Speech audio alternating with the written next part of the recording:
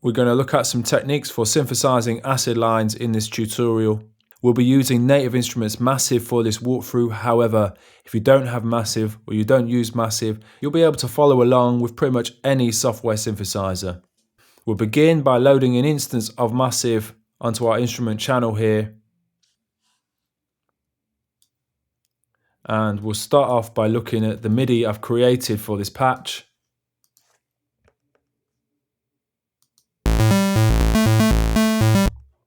I created something in the key of A minor,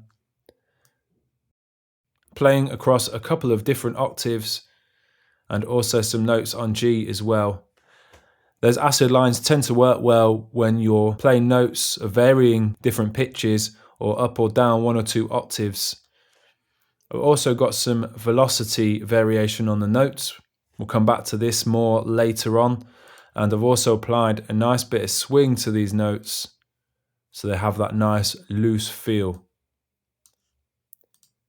And go back to our instance of Massive now.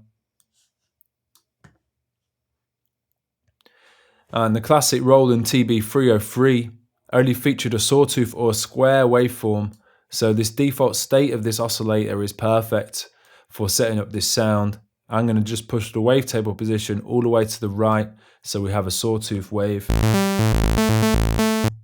I'm also going to take the pitch down 1 octave.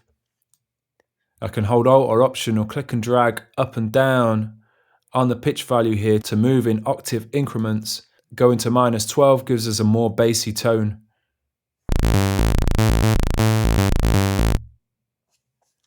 Now to set up the filter, I'm going to use the acid filter for this sound. However, if you don't have Massive and you're following along with a different synthesizer, use either a 12 dB or 24 dB low pass filter. I'm going to push the resonance right up here and bring the mix slider all the way to the top so we only hear filter 1, and also take the volume of filter 1 all the way up.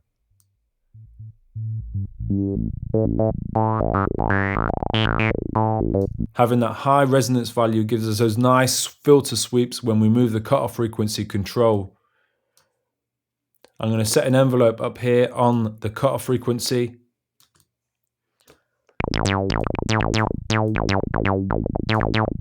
Dial the envelope values to taste.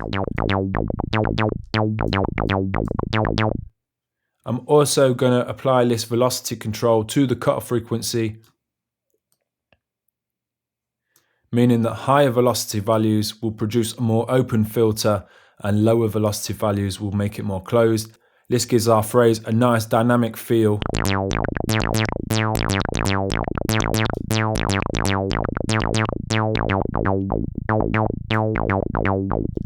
We could now use a macro control to control the cutoff frequency and rename this.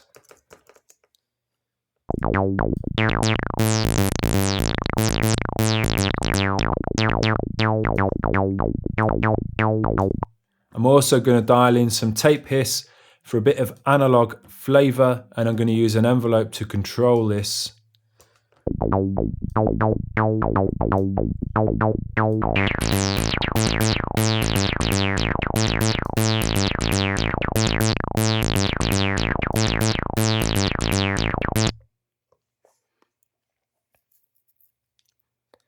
Finally, we need to make the synth monophonic, and then go to our oscillator page and increase the glide time.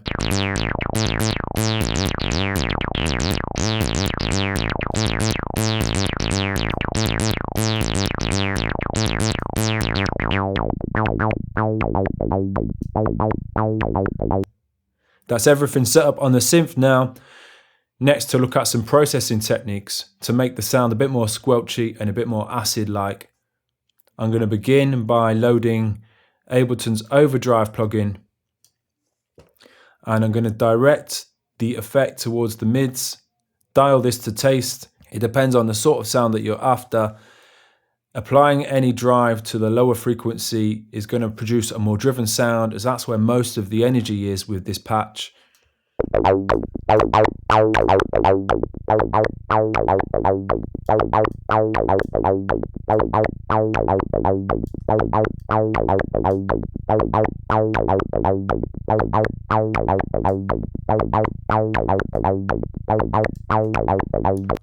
And next I'm going to use a tape simulation plugin for a bit of an old school feel.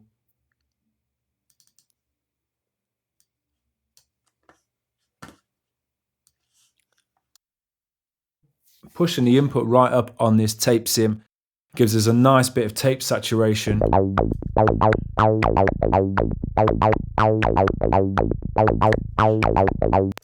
I can change the speed to 15 IPS for a bit more of a deeper sound with less high frequency, a bit more of an old school flavor. I'm going to change the tape type as well.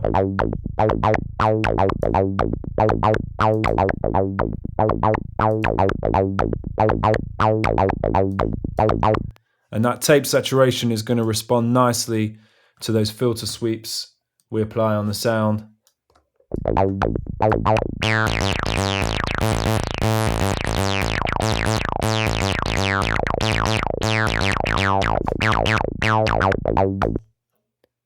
The final thing to set up now is some subtle sidechain compression, just to duck the sound slightly when the kick drum plays, and I'm using the LFO tool to do this.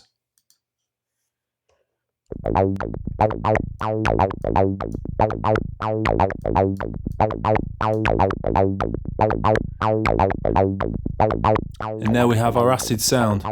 That's all for now. Thanks for watching.